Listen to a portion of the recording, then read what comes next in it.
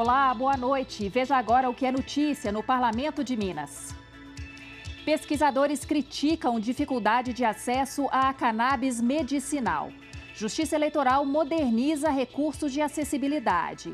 Canais incentivam cidadãos a denunciar notícias falsas e checar informações. Fique com a gente, o Jornal da Assembleia já está no ar.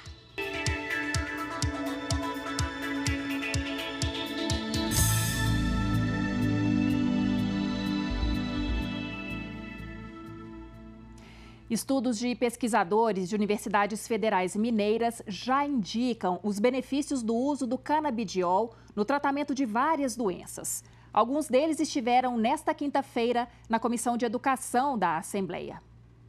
Além de apontar a necessidade de mais investimentos em pesquisa científica, os participantes da audiência pública afirmaram que a dificuldade de acesso restringe o uso medicinal da cannabis.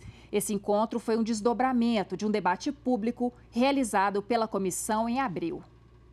Há estudos que comprovam a eficácia do tratamento com cannabis. O que faltam são recursos e a regulamentação para apoiar as pesquisas. É o que apontam pesquisadores que participaram da audiência pública da Comissão de Educação, Ciência e Tecnologia sobre a importância dos avanços científicos do uso medicinal da planta em Minas. Para este médico, que há pelo menos 5 anos acompanha pacientes em tratamento com cannabis, é fundamental garantir o financiamento para as pesquisas, que muitas vezes são feitas com recursos próprios.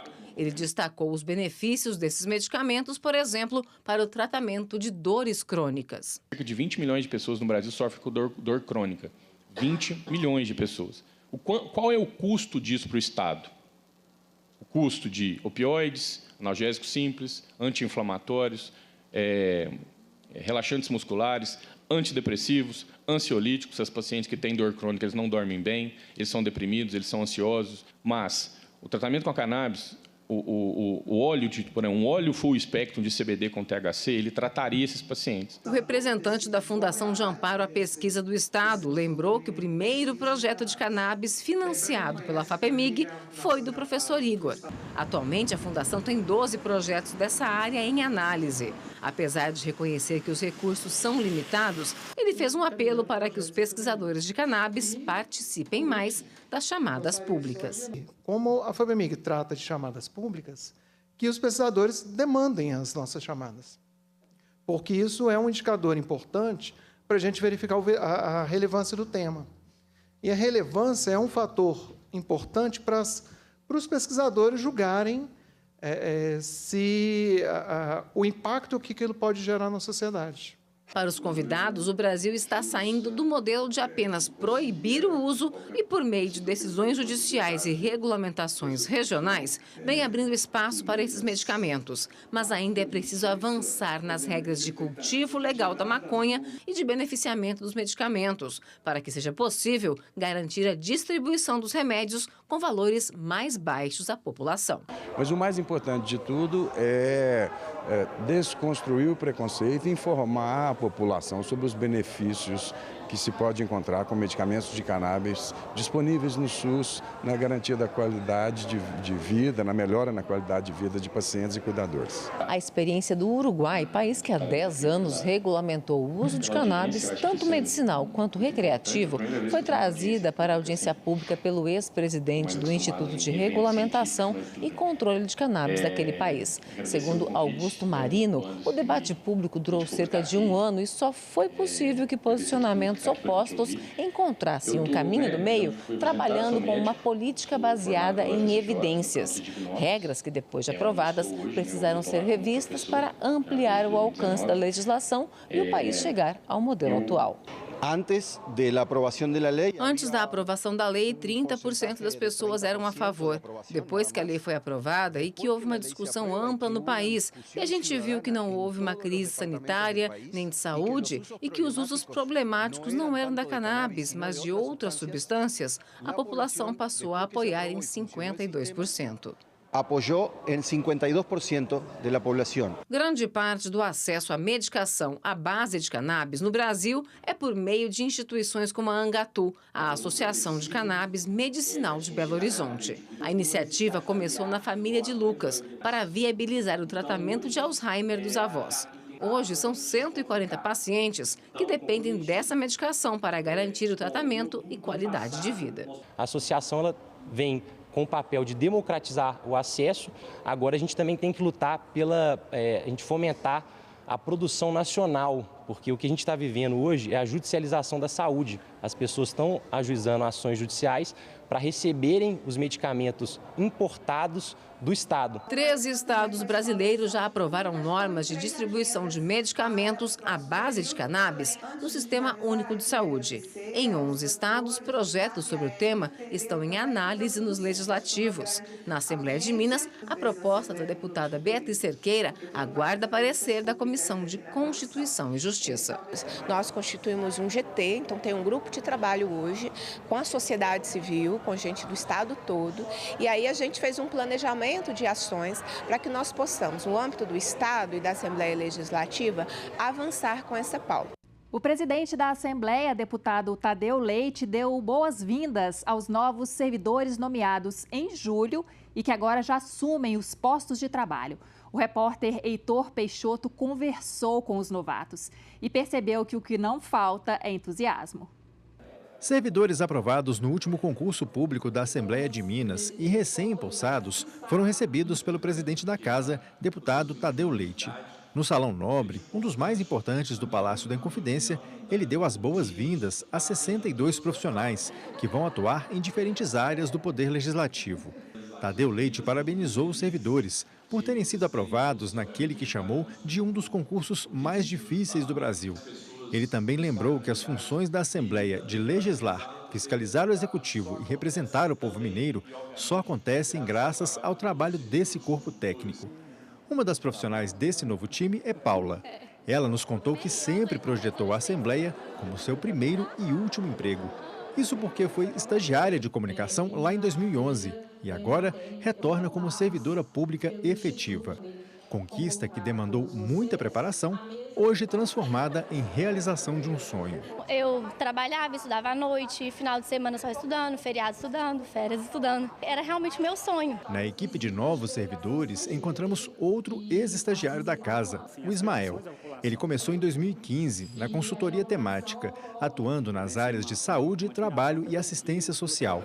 Está de volta à consultoria, não mais como estagiário, mas como consultor nas áreas de finanças e orçamento. Sempre quis ser um servidor público, porque eu acho que é uma maneira de servir a população muito nobre, auxiliando os representantes do povo a representar bem os mineiros e propor políticas públicas que realmente tenham impacto positivo na vida de todos e todas. Quem já é servidor há mais de 3 décadas e que hoje dirige a área de recursos humanos da Assembleia, saudou a chegada desses importantes reforços para o dia a dia do parlamento. Eles vão agora efetivamente atuar em prol das necessidades aí dos setores de aporte e assessoramento aos parlamentares. A gente sempre fica emocionado, quando a gente vê colegas novos entrando na Assembleia e renovando os quadros pessoal. Trabalhar com esse espírito público, essa vontade realmente de colaborar com os objetivos que a casa tem. Eu sei que eu estou fazendo a diferença, sabe? Na vida, assim, na promoção da cidadania,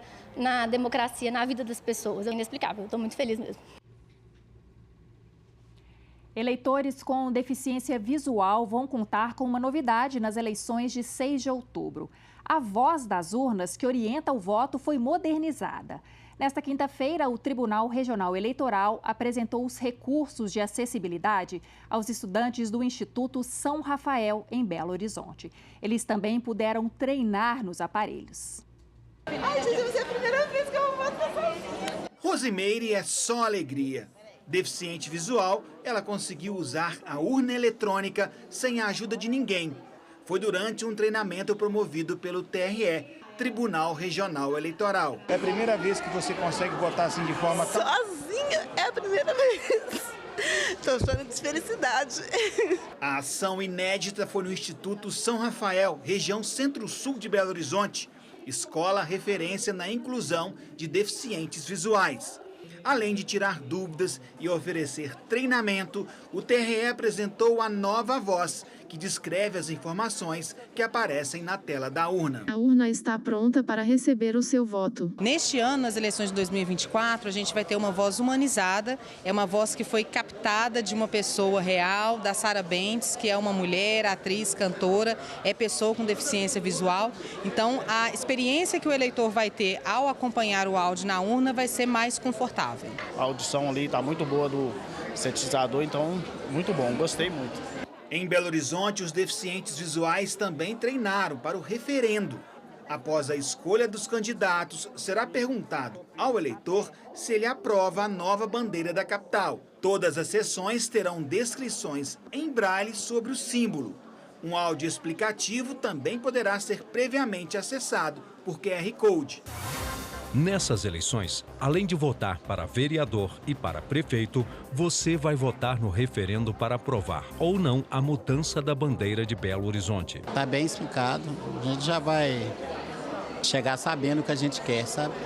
Nas eleições municipais de 2024, quase 1,5 milhão de eleitores se declararam que possuem alguma deficiência.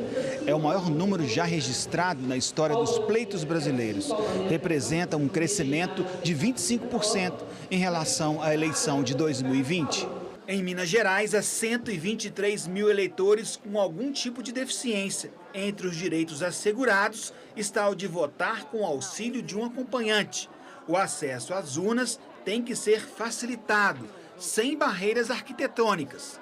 Só no estado, há 11.662 sessões preparadas para atender esta população. Nos últimos tempos, com relação a 2022 e 2024, dobrou o número de pessoas cadastradas nos cartórios e, ao mesmo tempo, inscritas aí por portador de qualquer tipo de deficiência que vão votar esse ano. Temos que participar de tudo, igualmente, com todo mundo.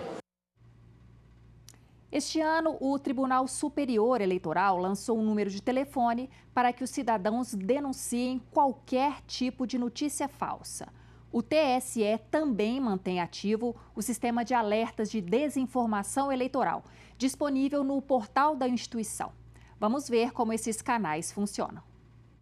Tem muita coisa na internet que parece ser verdade, mas não é. Às vezes, informações que a gente até queria que fossem verdadeiras, por isso nem temos o trabalho de checar e já compartilhamos. São as fake news, nome em inglês para o compartilhamento de notícias falsas. Desinformação, mentira mesmo. Sabe aquele título sensacionalista, com erros de português, sem a origem da informação? Pois é, desconfie. E parte desse conteúdo que dissemina a desinformação é sobre o processo eleitoral. Boatos sobre o funcionamento das urnas eletrônicas, sobre a apuração dos votos, discurso de ódio, uso indevido de inteligência artificial.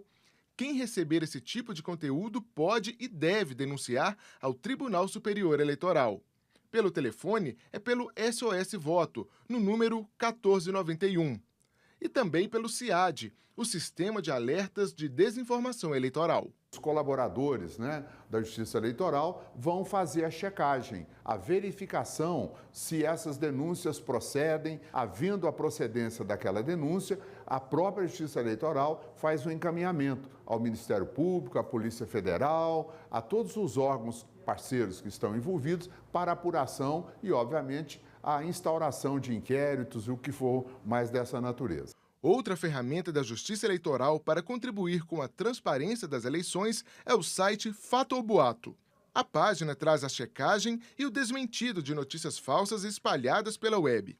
Parcerias como a do Tribunal Regional Eleitoral com a TV Assembleia também ajudam a informar o eleitor sobre a transparência das votações. Tudo isso para garantir que o cidadão chegue à urna muito bem informado. Um dos pontos que nós sempre falamos: cheque aquilo que você está repassando. Antes de repassar, procura saber o que você está repassando. Antes de você clicar ou fazer algum repasse, procura saber aquilo que você está fazendo.